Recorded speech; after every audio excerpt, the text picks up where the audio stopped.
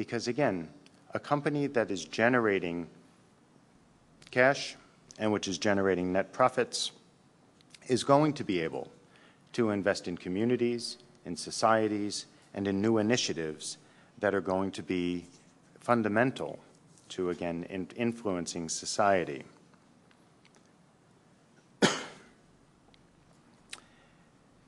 In a speech that I gave at the AmCham a while back, I talked a little bit about the emphasis that we place on corporate social responsibility for the corporate sector, but I also added that it's not just the corporate sector that we want to hold accountable.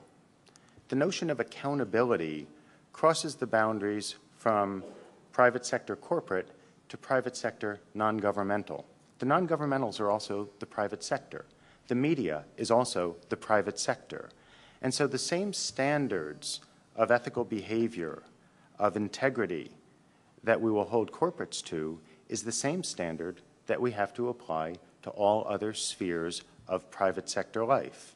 And of course, it goes without saying that those same standards also need to apply to the public sector. We want our government to act ethically, responsibly, accountably, transparently, and in all of those ways.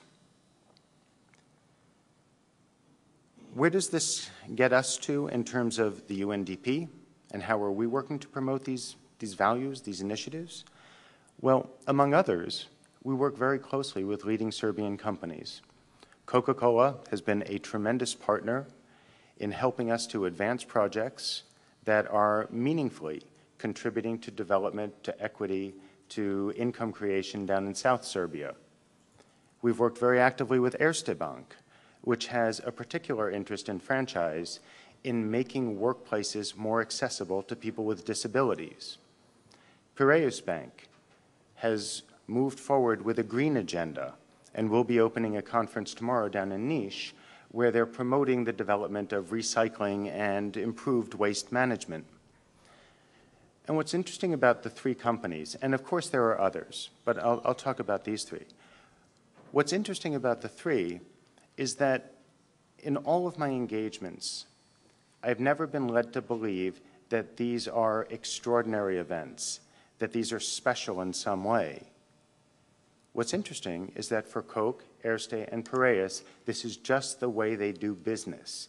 It's a business model that's mainstreamed into the corporate culture so that there's a commitment on the part of the employees that I've spoken with, and there are enough of them in each of the companies, for me to believe that this is just the memo that went out that everyone's received, they've read, they've taken on board, and in some small way, it's about the behavior that they practice on a day-to-day basis.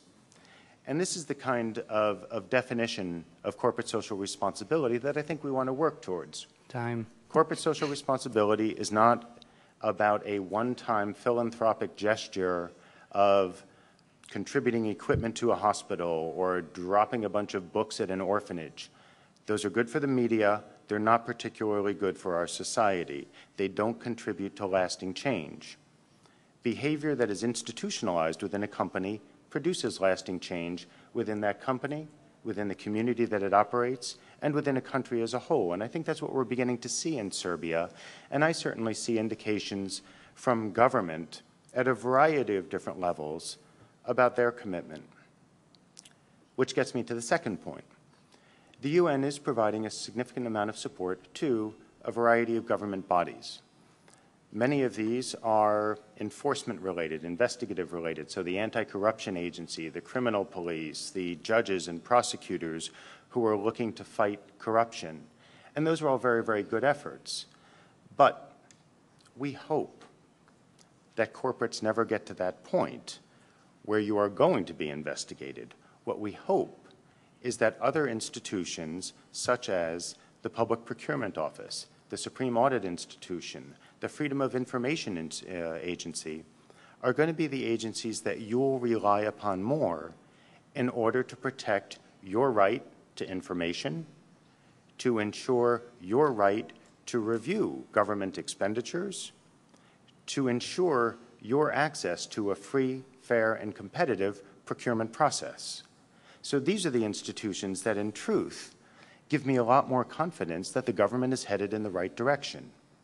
These institutions are those that will ensure that we reduce the risks and vulnerabilities within the Serbian system that could be threatened by malfeasance or by other wrongdoing. They're the ones that preserve a competitive, free, and open marketplace. And it's because of these institutions and others that I am increasingly persuaded that the President, the Prime Minister, and the ministers are moving in the right direction to promote a more free, open, and competitive economy. At the community level,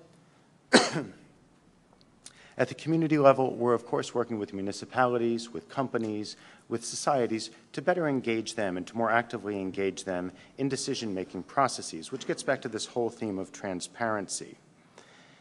And so again, with all of you, the corporates and the media that are here today, again, I think there's an interest in continuing to report on the good news stories that represent an institutionalized behavior change. That's one that we want to model and share broadly across the economy and across the corporate sector.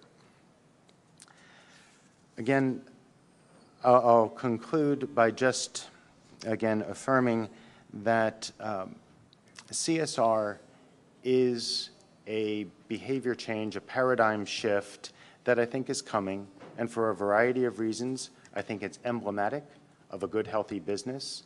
I think it's emblematic of a good, healthy society in which the corporates act according to the principles that I sketched and which contribute to the development of municipal, national, and even regional structures that contribute to accountability and transparency. So we at the UN will continue to work very closely with you in the business sector, in the corporate sector, to work very closely with government to ensure that your rights to a free, fair marketplace are protected and that you can continue to grow and employ more Serbians into the future. So thank you very much.